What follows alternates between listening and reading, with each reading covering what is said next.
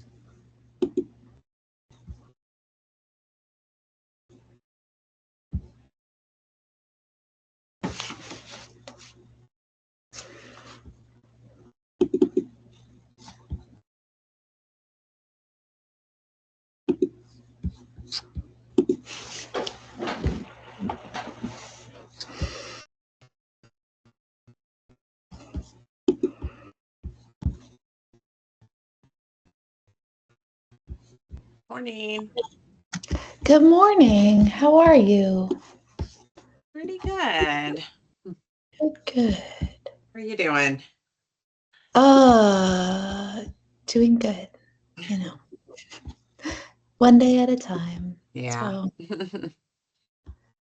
trying to figure out what my personal strategy is going to be for news consumption over the next 4 years. Oh, Yeah. I A lot don't of stuff going on right now. quite know how. I was last night, like Scott was like reading me like and I was like, I'm not ready. I no. So I haven't. I was like trying to listen to the daily this morning, and I was like, I don't know that I can. He's on the move. He's making stuff happen. I just Good morning. Good morning. How are you? I'm great. Yourselves? Doing well. Doing okay. I was just telling Dr. Judkins and trying to figure out how do you like productively and sanely engage with like media consumption in this Oh, yeah. Political. It's almost sounds like we might need to do a fast. Which was like kind of my strategy for the last like 3 months. It's one way to I was handle like, it. there's enough Just, yeah. local things, Lord knows, to fill it in the blanks. But I was like, some Right. of this we actually do need to know so that we can like respond appropriately. Yes. And I'm like, also, how much? what's I going to don't know. happen as a result? I was like, oh, what's this going to look like? So. Keep hope alive. So if you come up with a strategy of how to listen to just the right amount so that you can be like a responsible human being, informed, and it not to kill your soul, let me know. Oh. I'll take any and all advice.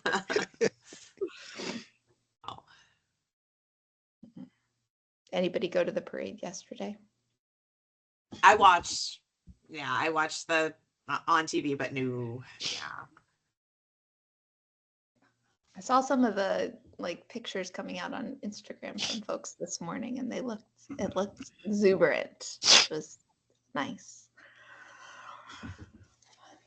Still something to follow. Like that's still important. I was trying to get my kids like to pay attention. They weren't. Yeah. Wow.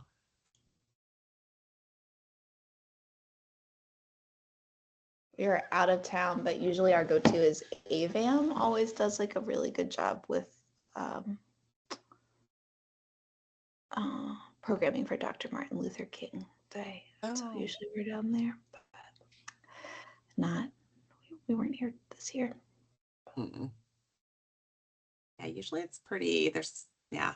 We usually drive by and we see a lot of the parade stuff. I don't think we've.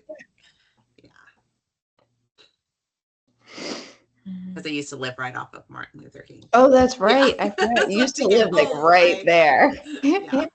You were going to be participating whether you wanted to. Whether or I not. wanted to or not, I was. Yeah. Mm-hmm. Mm.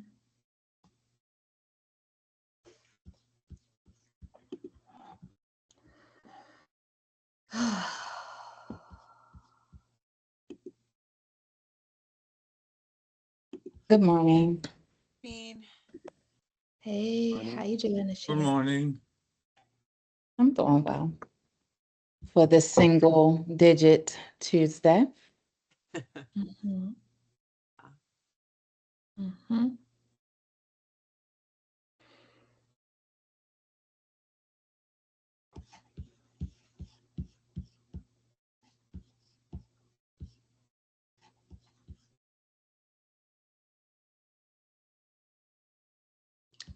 Good morning.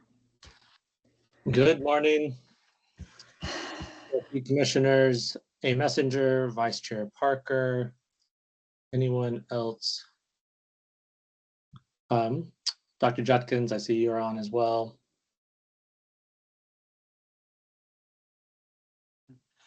I am here, and Commissioner Mohammed will not be joining us this morning. Okay. Well, I'd like to welcome everyone to operations this morning. Good morning.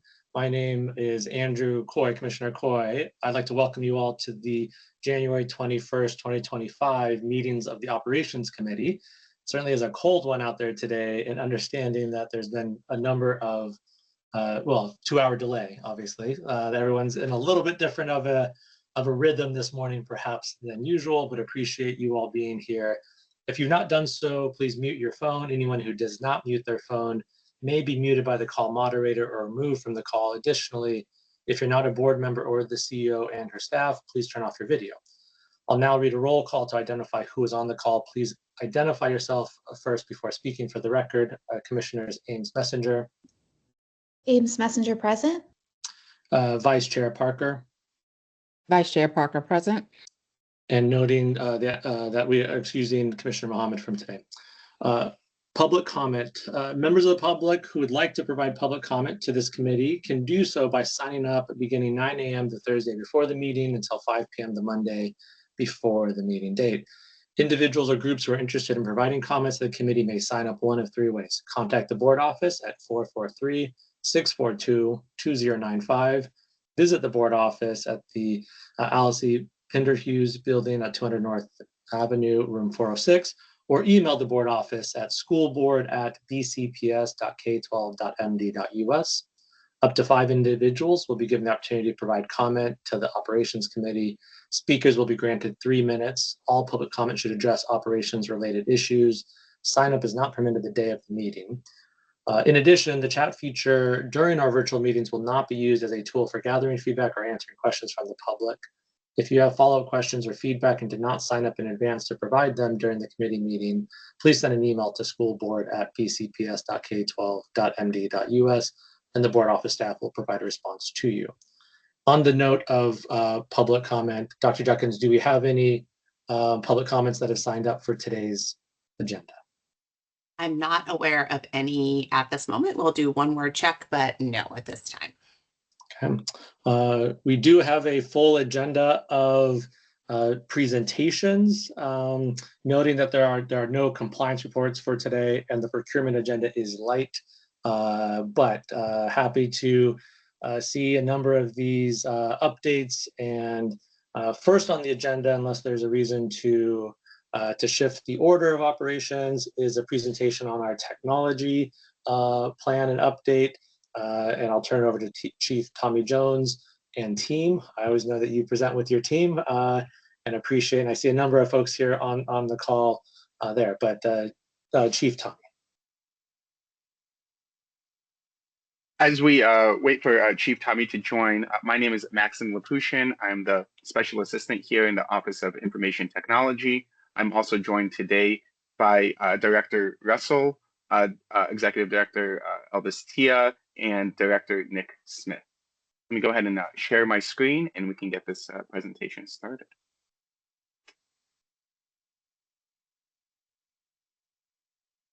Okay, can everybody see the slides? Excellent, beautiful. Yeah. So, in terms of strategic board priorities, we seek to align with priority 3, 5, and 7, where the Office of Information Technology is always looking to create modern resources that are accessible by all of our stakeholders, that is our staff, our students, our parents, and everybody that seeks to work with city schools. We work to have equal access and equity. All of our policies, we strive that they become inclusive and available to everybody.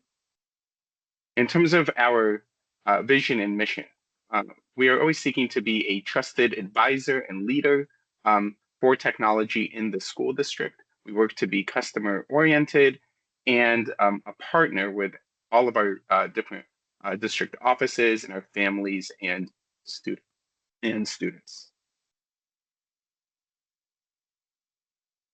I'm going to now pass it over to Director Russell. Yes, good afternoon. Good morning. OIT has a vast and diverse footprint, technology footprint, from applications to AV systems, Chromebooks, as well as asset points. We have over 7,000 phones. Over the years, continually 5% increase in our technology footprint, stretching from 10,000 plus teachers and staff. We have 70,000 students support of 160 schools. OIT staffing level still remains the same from FY 24 to 25, while our devices continue to, and application continues to increase year over year. Next slide, please. Speaking of technology device inventory, before 2024, the district used many different types of methods to inventory our devices. We use smart sheets, Excel, Infinite Campus, Active Directory. There was no single source of truth. In 2020, 2020, we have approximately 20,000 devices active, and now 2024 through 25, we have approximately 80,000 active devices. One of the things that we were able to do is acquire an asset management system. And having that system, we are able to follow our devices from cradle to grave.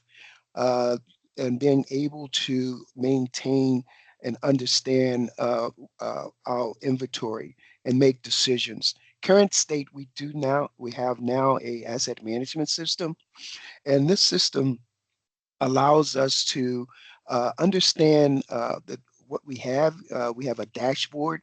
We can look at the number of devices that we have in the schools, understand our replacement rate, as well as understanding breakage, and make informed decisions in device management. Again, we were able to manage from cradle to grave, and with the asset management system, we now have a source of truth. And I'll turn this over to Elvis. Thank you, Alan. So this is Elvis here, Executive Director for Cybersecurity and Infrastructure for City Schools. The slide you see in front of you is just a depiction of how much we have been able to get through grants from since 2021. We were able to acquire 13.9 million from ECF, 1.3 million from E-rate programs, 10 million from ESSA, and we recently applied for 3 million grant for cybersecurity.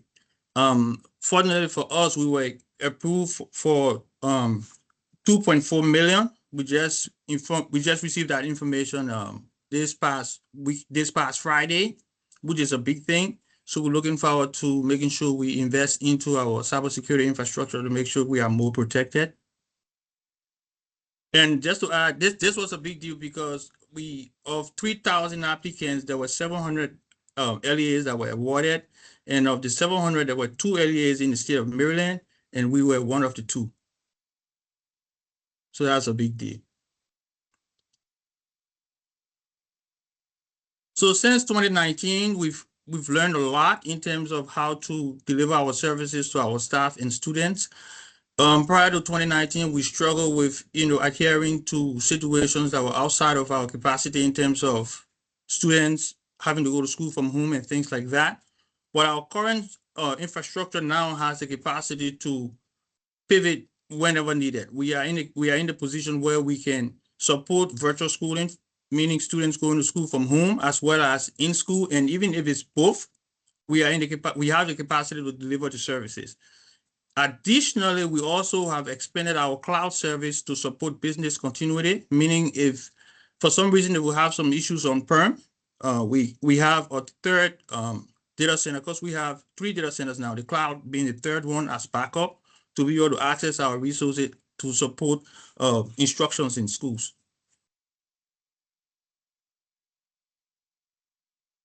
One of the biggest things we did was to enhance our infrastructure in terms of internet speed.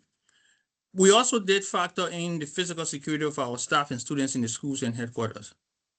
Prior to 2021, we had about 300, little over 320 phones throughout the district. And the thing about that was that if there was something going on in the classroom, that means the staff had to leave the classroom and go to the main office to make a call. Even in the event where they needed to contact maybe 911, the staff had to go to the main office to make a call.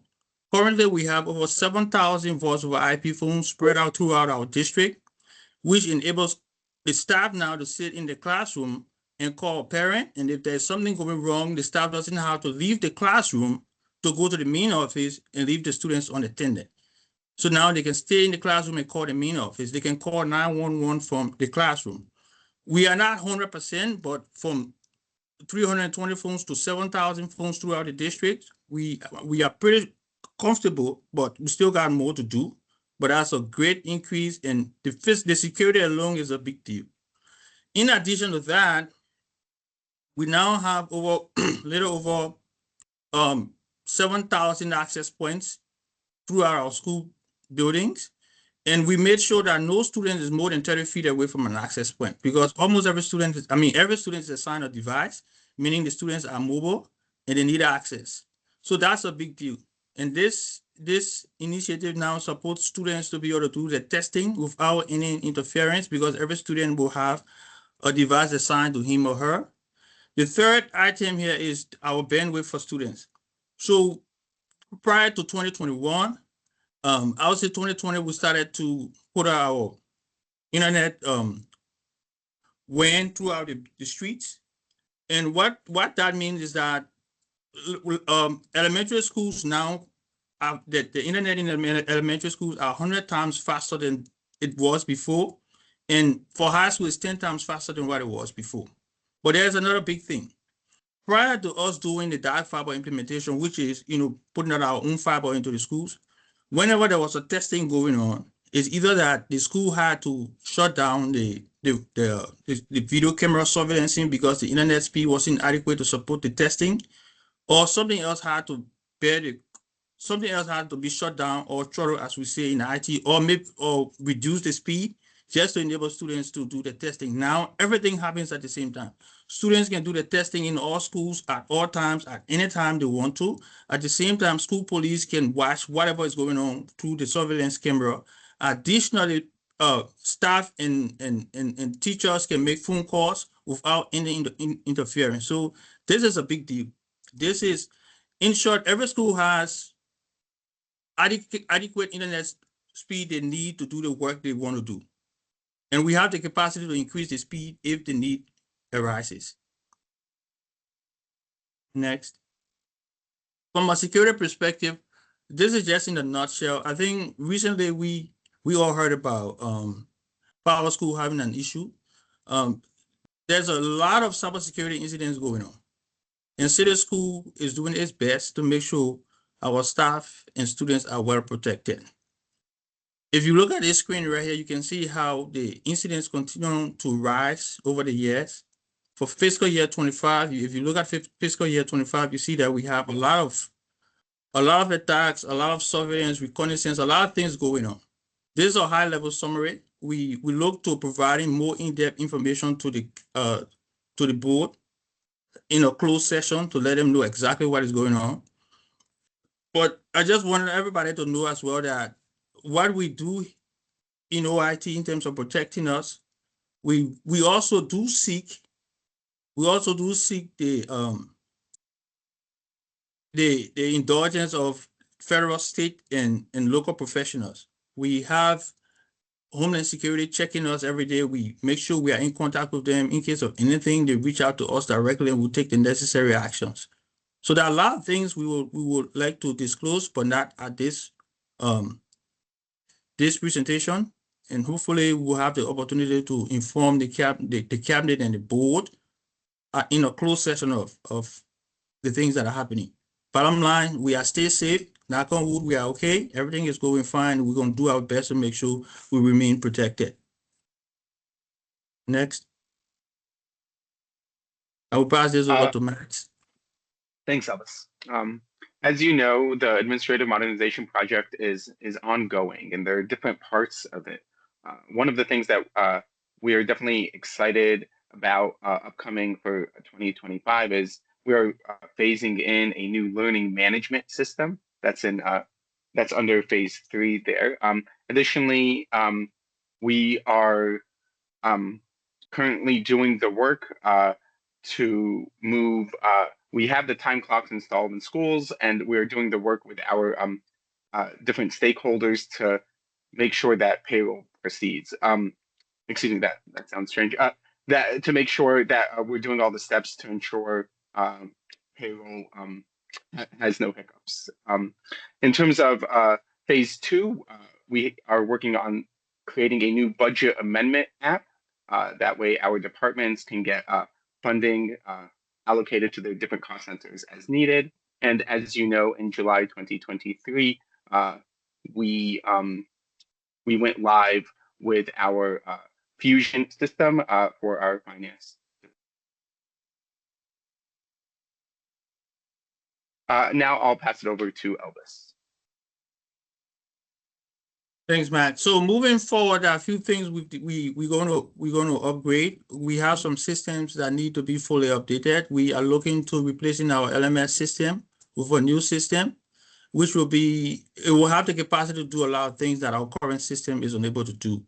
And we will provide a special presentation on that once we have the system go live. The next thing is the safety at district headquarters. So in the past 2 weeks, we have outfitted our main entrances with card readers. every employee that is assigned to headquarters will have to badge in. The current employee ID now has the capacity to enable them to badge into the building. There will be a next phase where they will also have to badge into the offices. This is about physical security, and we feel much better now that we were able to make sure that we have secured the perimeters. All of our entrances into the building are now protected. So that's a big deal. And then the third thing we're working on is AI within our district. AI is a big deal. It's coming from all perspectives in different form and fashions, and everybody's excited about it, but it has to be restricted. OIT is piloting AI in our department to understand how our offices can leverage in the innovative technology, at the same time making sure our students are safe and our staff are also not falling in the hands of the adversaries. So again, these are the things we're working on, and once we get them to a state where we can do a full presentation for the board to see what we have achieved, we will be glad to do that. Questions and comments? Thank you for that presentation. I'll turn it to some of my colleagues for questions they might have first. Yes, I'll go. So mine is more, I guess, personal, and it could also apply to the commissioners. What is the best way for us to get our ID switched over? I know when I came in the office, it wasn't the day I was there. Should we bring the ID back? Should we call in to IT? What's the best way, since we're kind of, we're not full-time and we're not on site all the time? Well, for all of our commissioners, we're going to come and make sure we replace your IDs. We're going to make sure we replace the ID with the new IDs. So yeah, you don't have to come to us. We'll make sure our staff come to you, because we want to make sure that you have access to what you have access to. So right now, the phase one was to make sure everywhere is protected, and then we are working our way through with all of our staff members. So we will make sure that your IDs can access that. That's a action item for us right now. Yeah, we can work through the board. Just to add, Commissioner Parker, if you are able to contact the board office, we're able to liaise with them to make sure that you're able to get the proper IDs and the proper access. Yes, thank you. We've ordered new IDs for all the commissioners. They just haven't arrived yet, so we'll have them ready for you. All right, great. Thank you. Commissioner Messenger, James Messenger.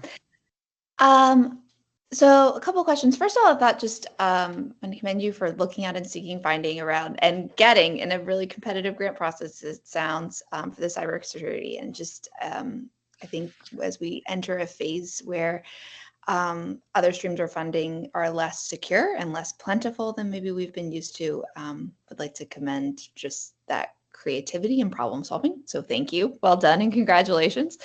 The other, just kind of two questions, and this is kind of more of a philosophical approach, so answer it as you would like.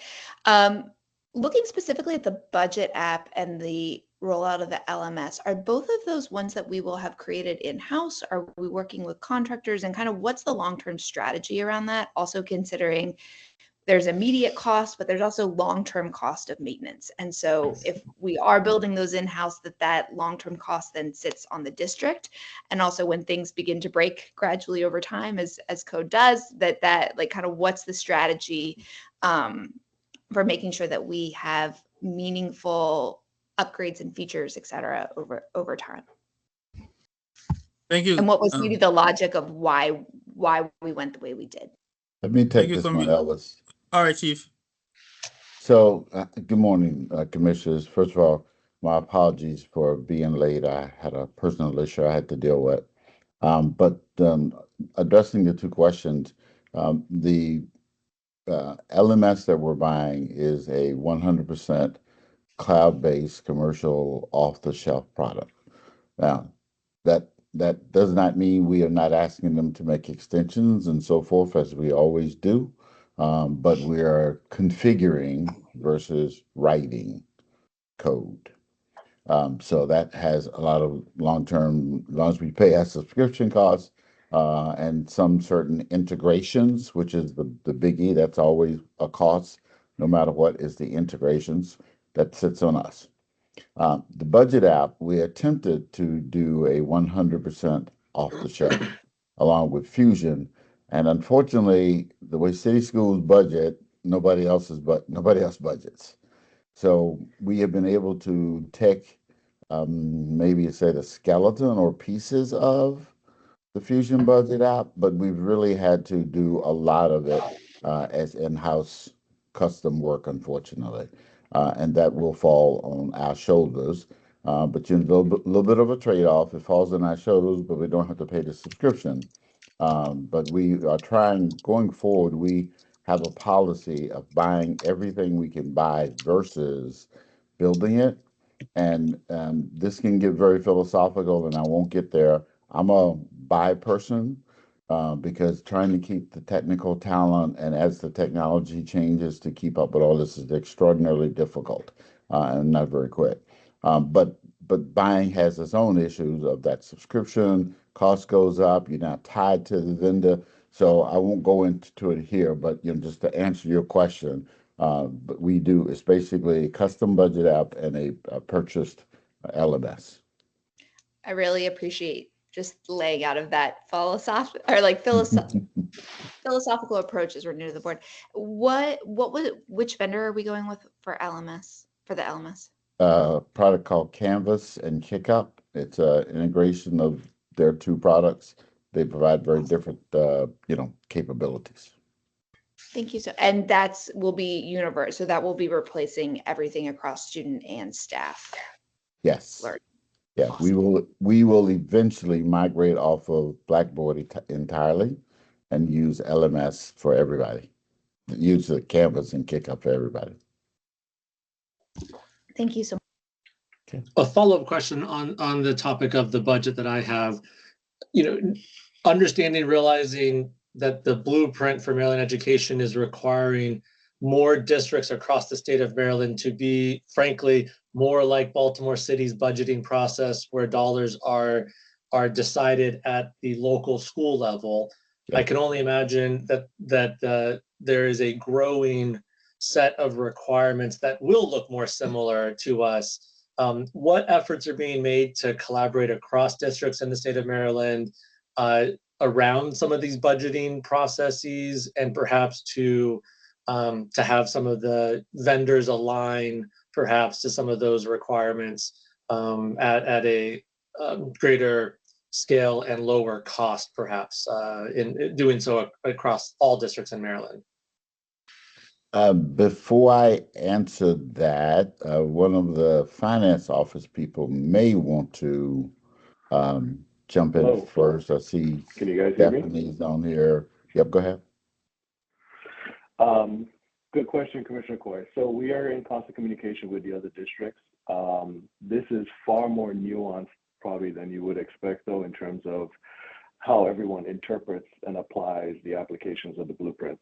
So even this year, there have been changes in some of the rulings, that are associated with the blueprint that have forced us to rethink our own calculations. So that's part of why, like Chief Tommy implied earlier, it's really very difficult to get an out-of-the-box solution that can cater to everything that it is that we need to do. It's almost changing on a yearly basis. So there isn't yet really a strong consensus. We did pitch that, in our work with our implementer as part of an opportunity for them, in working with us and trying to tailor their tool to match what our needs are. They might create a market for the other LEAs in Maryland as well, where they can get that, those sales. But still, there's a long way to go between getting the out-of-the-box product to where it is we need our final, to be. No, I appreciate that, and certainly know that there's lots of work, and it will be a work in progress as the full implementation is underway for that funding approach. Another sort of question and topic that I have, and this goes to the referencing of artificial intelligence, AI, as it relates to and perhaps at a more philosophical level as well, to borrow that from Commissioner Messenger in terms of the question. The framing was a little bit that it, I guess the words were it has to be restricted. And I guess my encouragement, and I do think us as board commissioners have a role to play in developing our own understanding and orientation that we would like to lead the district in adopting, is not one of that it has to be restricted, but it does have to be better understood. And we do need to understand, a variety of things relating to how it's being used, in what ways it's being used, how we are anticipating that, how we are encouraging and discouraging certain applications of it.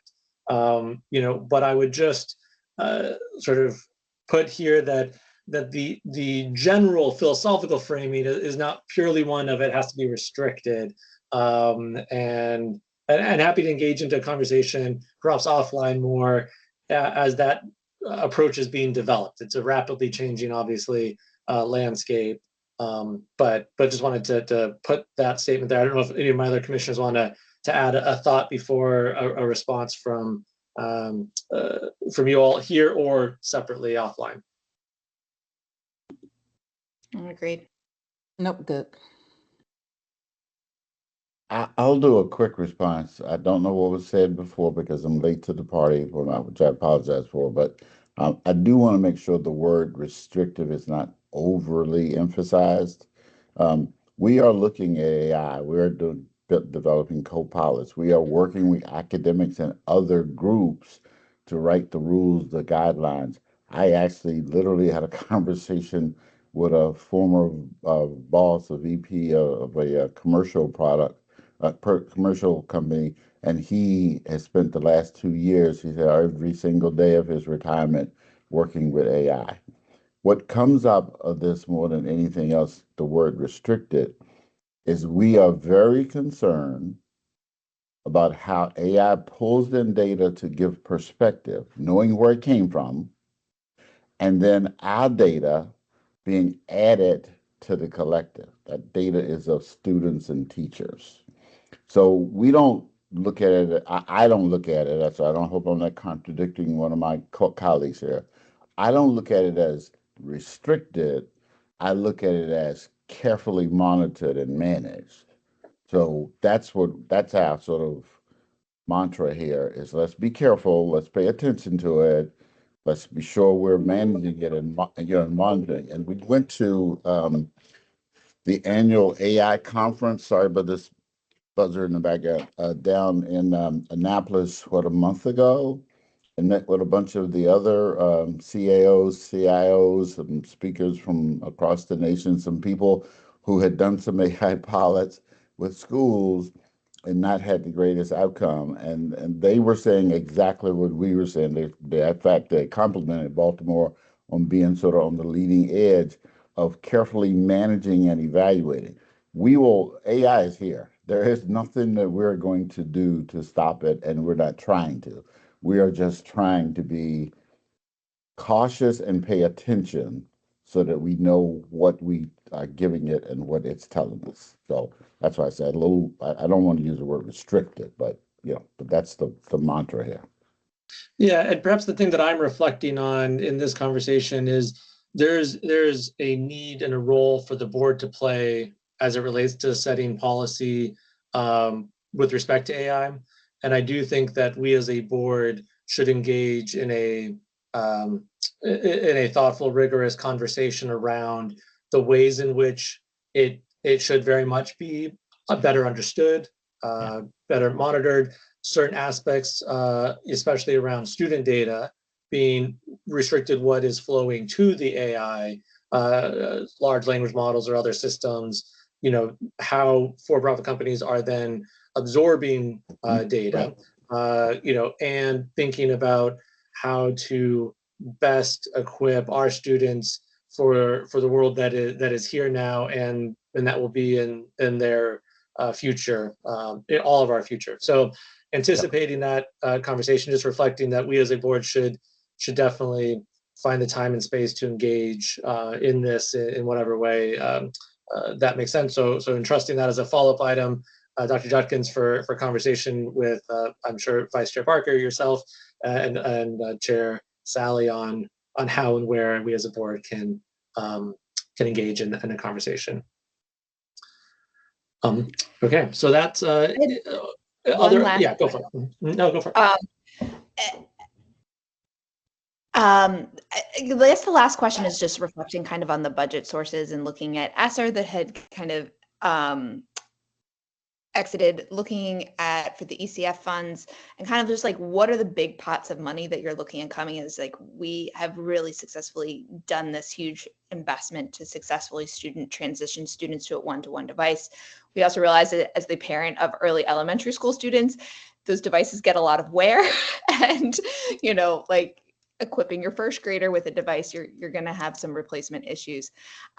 So although I will also say just hands off, like I'd like to acknowledge the district as the parent of a first grader and watching the ways that she is interacting and the way that that has been normed inside of her classroom and within the school about the use of technology, safe technology, making that easily accessible for our really young learners. That is an incentive, but is also not like a driver of culture. So just well done to that team. I know that's a difficult thing to thread. But going to the cost issue, we've made this initial investment. Kind of what are the funding streams that we're looking for to sustain that over time?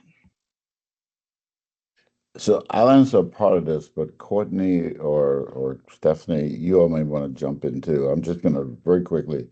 We have very aggressively worked with our vendors to try to identify. That's how we were able to come up with this last one. But they are telling us, and I'm sure Courtney is going to back this up, or don't back it up. I love you to tell me I'm wrong, Courtney, but that these streams are flat out drying up. We're like getting the last tranches. And so much of what we've done this year in the budget conversation has been about what is the annual cost to maintain these devices. We were I'm just going to say we were smart last year in that we were able to do a little bit of pre-buying with funds that were already available, but that was last year. Next year is the shock of what it costs to maintain this. And we've had discussions, academics have had discussions about where it's got to be 100% one-to-one versus, some in the classroom. They're having a conversation. How long we're going to stay as a, virtual learning district. So those conversations are hot and heavy in the cabinet meetings and the retreats and the budget planning. So we are very much trying to prepare for it. And I honestly don't have a good answer at the moment, except that the team is working very hard to try to stay on par. Courtney or Stephanie, you may have a better answer than I do. No, you're hitting it right on the head. That's the crux of some of our budget conversations this year. So the landscape, post-ESSER, post-COVID grants, in addition to which, as we know, there are proposals for what the Kerwin budget looks like this year, which are less optimistic than what we had hoped. So we're forced to be a lot more thoughtful and strategic in terms of how we align resources. It's a lot more braiding. It's a lot more kind of pulling from the different pots and different strings, and ultimately prioritizing certain items over other. So that really is the conversation for the fiscal year 26 budget development process. One note that I'd made to self to follow up with you all about, but I'll lift it up here with your question, Commissioner Messenger, is on slides 4 and 6. There was some great reference of what has happened over the past year, which is pretty phenomenal. I would love to see a retrospective over the past 9 years. Does that happen right now, right? But thinking forward to even a year from now, when next January comes around and we'll have the technology update, if it follows the pattern that we've established over the past couple of years, I would love to see a retrospective of just how much has changed in the past 10 years. Because, and that's, I can only imagine how overwhelming that list will be to compile, given how much you all have done. The only thing more overwhelming than compiling the list is having done it all. But I just think about the progress, the response to unprecedented times of virtual learning, sudden transitions, and would love to see that retrospective celebrating the tremendous accomplishments of this administration, this district, Dr. San Luis's, and your leadership, all of you that are here doing this work. And so would love to see kind of that list developed and then shared over the next year. And as a complement to that, a thoughtful documentation of these standard operating procedures, the things that you all have learned as you have been doing this work, that we should put, like what you have outlined, some of the learning management systems in place to really document and to make this. I know that's part of your practice. That's what you've been doing with so many of the different systems, but just want to underscore a thoughtful transition and that knowledge being documented and celebrated as well. So those are just two things I'll underscore for work to be done over this next year in celebrating all that you are doing. And I We think will just do to that. add to that a little bit of realizing like how interdisciplinary that effort is. Yes, And yes. like as a parent, as working, like previously working in the district, collaborating with people that are still working in the district like that, so much of that is also changing human behavior. And I think documenting like what are some of those lessons learned in moving children and adults and parents kind of collectively as a whole to understanding this new kind of the new world order that we are in, and that you have had a lot of successes there, but also maybe realizing some of the things that we've learned along the way and capturing some of the missteps that you have corrected or in the course of correcting. But again, as a parent, just really hats off, well done. Thank you. And we will do that, but I have to make this one quick comment. We in OIT get a lot of credit for the technology and the things that have been rolled out, and quite honestly, we deserve it. But we would not have been able to do it if finance in particular hadn't been standing right there on our shoulders helping us out. They did so much to make the money flow, make the money work. So I have to make that public statement, because like I said, we get a lot of credit. Thank you. But it's partners that make it work. Absolutely.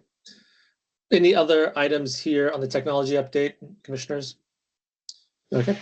Moving on to the next item on the agenda, we have a supplemental appropriation, and we have a number of supplemental appropriations here in sequence.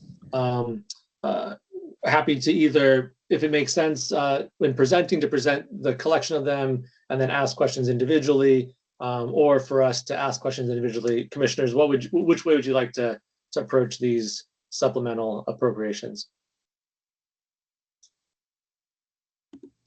I will leave that up to finance. I have no preference. Yeah.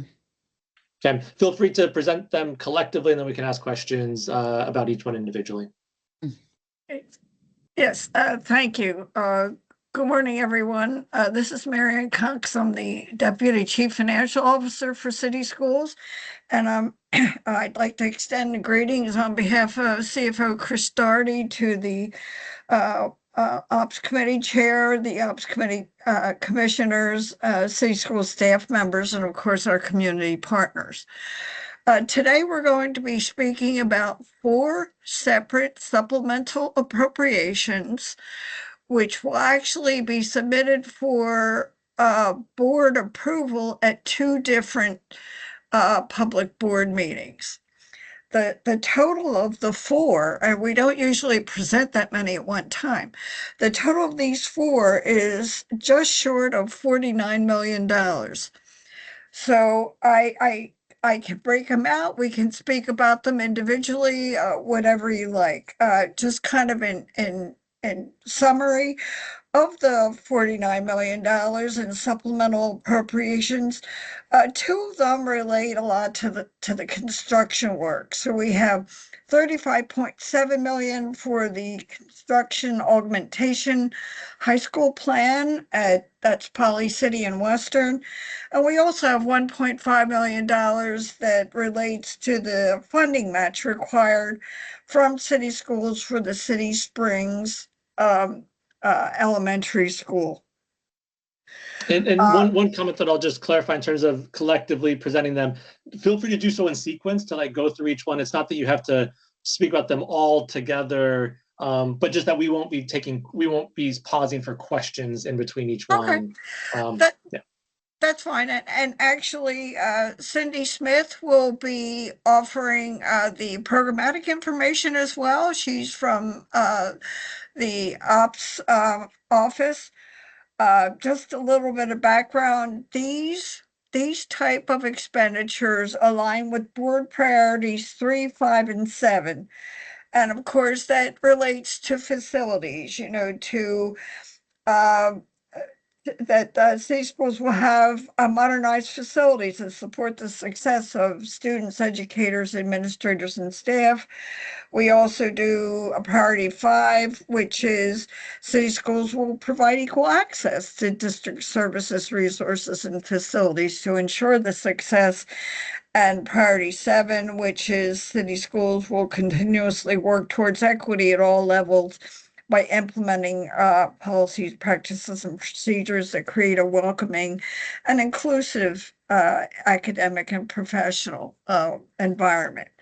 So all of them, and just kind of stepping back, these 4 supplemental appropriations some of them cover multiple projects for a single supplemental appropriation. So I just wanted to bring that to your attention. The way we process supplemental from an accounting standpoint is that we do this in accordance with board policy DIG, where, as we recollect, the CEO has, as the board's designee, has the authority to place projects in general fund assigned fund balance. So all of these projects that we're talking about, we are presenting to the board for permission to take the funding from general fund assigned fund balance and move it to the capital projects fund, where it will be expended on capital type projects. So that's really what we're doing. It's an accounting accounting function for the most part, where we are asking permission to be able to spend these funds that have already been set aside. So I believe the first one that we have here is $1.5 million, which relates to a transfer from general fund to the capital projects fund to fund the city schools elementary project, the funding match that is required from city schools. And Cindy Smith can speak on that, or some of them are. Cindy, are you available to speak a little bit? Here. Hi, Cindy Smith, Executive Director for Facilities Planning, Design, and Construction. This first one is for the City Springs Elementary Middle School project. We are replacing the City Springs building as part of a project with the city that they're doing in conjunction with the Perkins Somerset Home Redevelopment Project. So we, per our MOU with the city, we committed to putting in $1.5 million into the funding pot for that. The majority of the funding is coming through the city, however. Okay. Does the Ops Committee Commissioner want to ask questions as we go along, or should we wait? We'll go through each one, but we'll ask questions at the end. Okay, that's fine. Jonathan, could we see the next one? This one is a supplemental appropriation where we're asking to transfer funds from general fund assigned fund balance to capital projects for elevator upgrade projects. So this is 3.6 million, and this will be multiple projects. And Cindy Smith will talk about which buildings we're upgrading now. So this would be for 5 elevators. So as you may or may not be aware, many of our elevators are unfortunately in poor or a non-operable condition, and they do often get bumped from the systemic capital list due to larger needs more, bigger needs at other schools. In addition, where we don't have operable elevators, impacts our students being able to get to classrooms where they need to. This fund will pay for roughly 5 elevators. Elevator pricing has increased significantly in the last year due to the electronics in them. So we've had to increase the estimates for our elevators recently. We currently have 34 elevators that are beyond useful life, or so basically barely or not operational at all, or buildings that don't have elevators at all. We do have several buildings that don't have any elevators at all. And just so we're aware, via assigned fund balance projects since 2001, FY 2001, we've been able to replace 15 elevators this way that we would not have been able to otherwise, and adding these 5 makes that 20. So, this is making a big dent in our non-operable elevator list.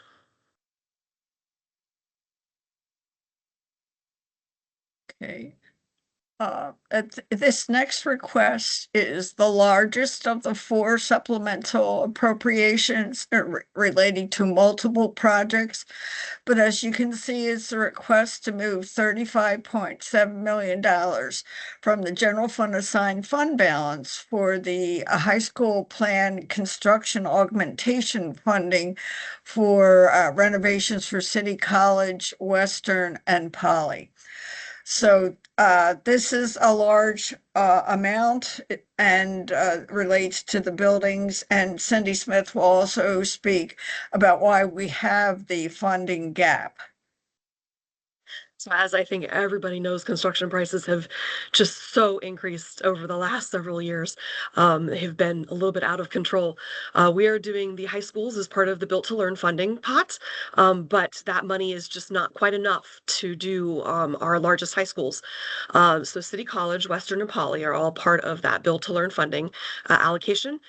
And there just isn't quite enough to do it. We believe, based on the current estimate that we received for City College not that long ago, that this will get very close, if not completely close the gap that we had for City College. So fingers crossed we don't have a whole lot more increase between now and when we start construction to make that gap jump again.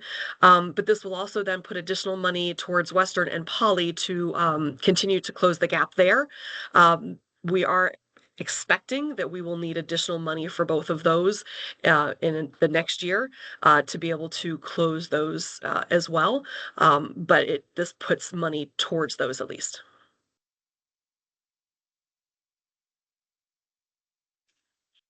Okay, and this is the 4th. A supplemental appropriation is the amount of $8.2 million to transfer general fund assigned fund balance to the capital projects fund for FF&E and technology for Armour State Gardens, Northeast, Mary G. Faring, and Furley. So Cindy Smith is going to, so this is technology and FF&E, and Cindy will speak about why we need to put these costs out now. So the state did, as part of the Built to Learn Act, agree to fund furniture, not technology, but furniture as part of the Built to Learn funding, as well as for capital in the future. However, these 5 projects were funded prior to that act and that going into place. So we do have to pay for the furniture.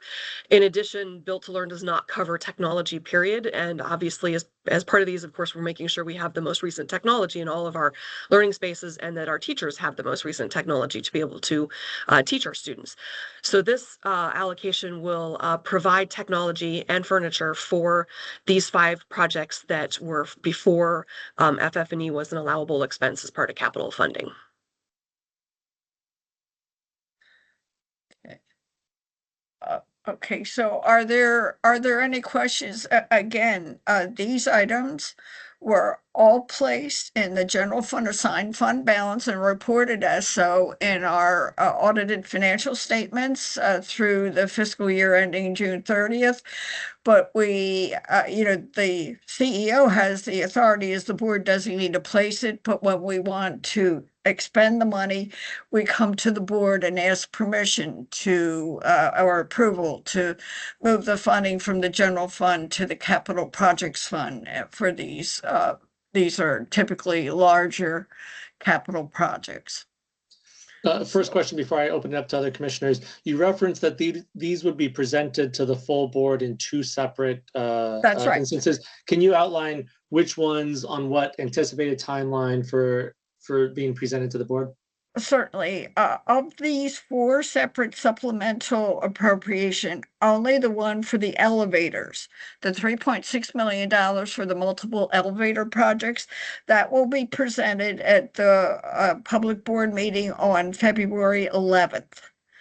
The other 3, so that's the high school construction augmentation plan, the City Springs funding match, and the FF&E technology will be presented for board approval at the January 28th public board meeting. Questions from other commissioners? I had one. As far as the elevators, have we worked with the ONI to make sure these are buildings that we are considering to keep open at least for the next 5 to 10 years before we invest that kind of money? Yes, we do work with them. I know that there was one listed. We primarily get the list from maintenance, of course, and our list of elevators that don't work. There is one listed that I know, for example, we closed the charter, but we're retaining the building. So I will connect with ONI. It is possible that we'll swap that particular school for a different school on the list, but once I connect with ONI. All right. Kind of along similar lines, was just checking that, so for Bliss and Hampstead Hill, those are both district-owned buildings rather than Those are both district-owned buildings, yes. A broader question or comment rather that I have is, certainly I appreciate you all bringing this to the operations committee and flagging as these are significant in size. Obviously there's been a tremendous amount of investment in buildings and new buildings over the past couple of years. These ones certainly have been, as I look at the schools here that are in question for the high school construction, these are schools that come towards the tail end of a number of major building construction projects, and wanting that context certainly to be front and center for folks as they're reviewing. I do think, Vice Chair, it would be prudent for us to message out to other commissioners just to flag these items that are coming, given their size, to make sure that if any questions other commissioners have relating to them or want to understand how these do fit into the larger comprehensive plans, which certainly have been presented at various times over the past year. And I imagine we are likely due for a comprehensive plan sometime this spring. You all could tell me probably better when the cadence is for that. But I do think it's been a minute since we've had that presentation. So it might be prudent just to provide a separate email out to commissioners ahead of next Tuesday that's connecting back to how the comprehensive plan can be found here. And then these items are coming up because it is more administrative in nature, and yet it could raise some questions that I wouldn't want to then negatively impact the administration of these funds in this way, right? These are things that have been in conversation for a long time, but let's bring that front and center. Any other questions or items on the supplemental appropriations here?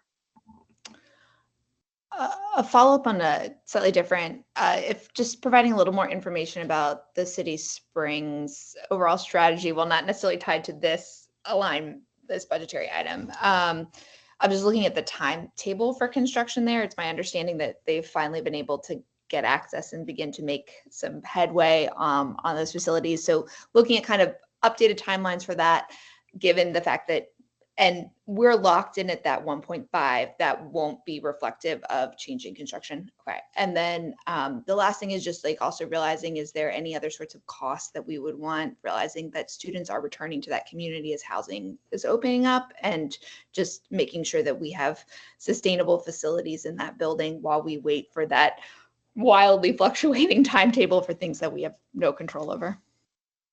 So as a general update, as part of the MOU, we are not in charge of the demolition of the Lombard building. The city is. And so we've been working with them to move that forward. However, their timeline does not quite align with our timeline currently. We're meeting with them. I believe it's next week that I meet with them again to talk about that, to see what we can do to expedite that a little bit, because we are on a timeline that would have us start construction in the spring of 26.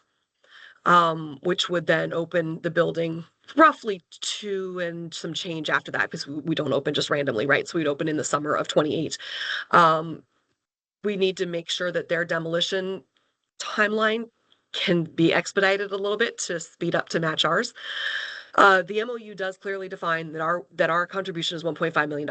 There is language in there about, what happens if construction funding isn't enough, if it bids, like there's like, who puts in more money. We won't know anything about that for another year until, we're ready to bid, and award, that project.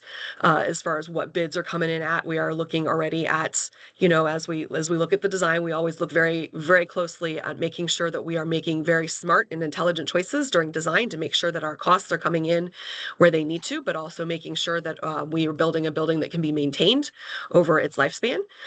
And in regards to the existing building, we are working with O&I and Principal Ricketta, as well as the BCP, the team with the charter school, to make sure that we can accommodate the growth in population, and then how we might be able to accommodate that. So that's also ongoing conversations that we're having with them, because we do know that students are coming back, and the building is not built yet. So, and where we can go with that.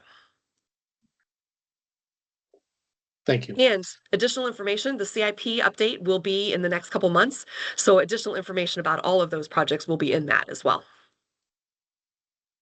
No, wonderful. That's wonderful. Okay, so in terms of all agenda, I guess next on the agenda, we do not have any compliance reports. We do have one item for procurement. Director Matthews, I believe I'd really like to see if. I'm going to be giving the procurement. Okay. Yep, yes, please. So my name is Catherine Kamenecki. Sorry. Thank you. I'm a contracts administrator with the Office of Procurement. And we just have one procurement item. And this is section 1801. And the chief legal officer requests the board's approval for a contract increase with Carney, Callahan, Bresler, Bennett, and Share. And this is an increase of $150,000 for a total contract of $250,000. And the contract term is September 1st, 2024 through June 30th, 2025. Any questions on this item? Okay. And returning back, Dr. Judkins, to the question about public comments, do we have any public comment signups? There are none today. Okay. So with that, we have reached the end of the items on the agenda. Do my fellow commissioners have any items that you would like to, or things you would like to bring up here at the close of the meeting? No, just the last procurement that we heard. Is that going to be on 128 or 211?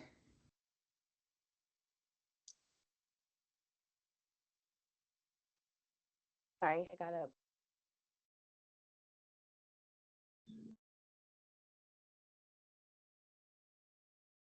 We'll give her 1 second just to look up Sorry, which my date computer, that's I coming in redocked it. front of us. This is most likely going to be on the January 28th agenda, if there's no questions that result in a change to the actual procurement item.